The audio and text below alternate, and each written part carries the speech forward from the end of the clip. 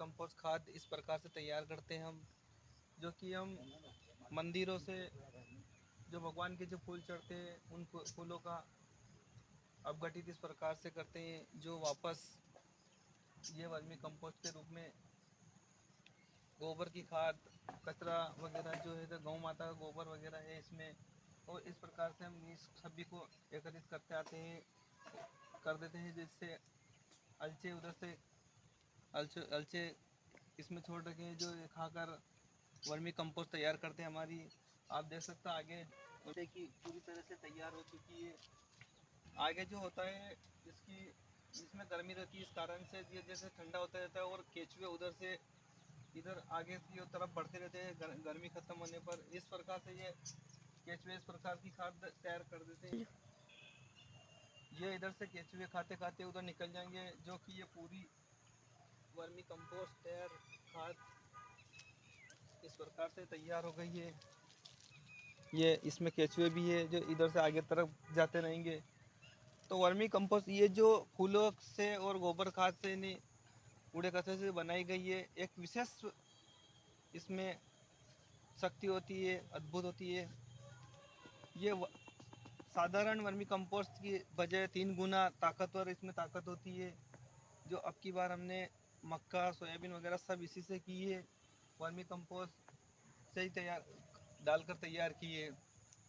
इससे फ़ायदा हुआ कि हमारी उपज प्रति बीघे की 3.5 कुंटल 3.5 से 4 कुंटल उपज सोयाबीन की आई है, जो कि रासायनिक खेती या रासायनिक खेती करते हैं उनके भी कम से कम 2 से 2.5 3 तक ही फसल उपज आई है। तो इस प्रकार से आप सभी किसान भाइयों से यही अनुरोध है कि आप भी वर्मी कंपोस्ट तैयार करें इस प्रकार से। और हमने यहाँ कोई बेड़ वगैरह देखने को नहीं मिल रही आपको। आप देख सकते हो ये हमारी ये छोटी सी बगीची, आम के पौधे हैं, कटहल के पौधे हैं। इस प्रकार से इसी बगीचे में हम तैयार करते हैं। हमने बेड़ भी बना रखी उधर, पर बेड़ में भी हमने खाद डाल रखा। वर्मी कंपोस्ट हमने बगीचे की जगह बेड़ भी बना रखी है, बेड़ में भी वर्मी कंपोस्ट तैयार करते हैं। पर हमारे जैसे ज़मीन ज़्यादा होने के कारण हम बेड़ की पूर्ति नहीं हो पाती, इसलिए हम बगीचे में खुले में करते हैं। तो इसकी ऊंचाई 2-2.5 फीट लेते हैं। आप देख सकते हो जैसे कि ये पूरी तैयार हो गई तो बैठती बैठती है 1-1.5 फीट रह गई है। तो इस प्रकार से तैयार करें। और आप भी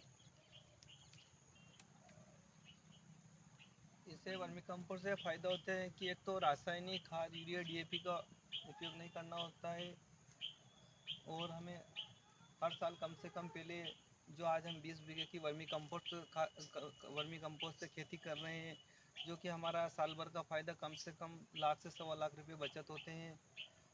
तो इसे किसानों की इसी तरह से अगर वर्मी कंपोस्ट तैयार करके और जीवामृत बनाकर खेती की जाए तो किसानों के लाखों लाखों करोड़ों रुपए बच सकते हैं, और किसान की इनकम दुगनी हो सकती है।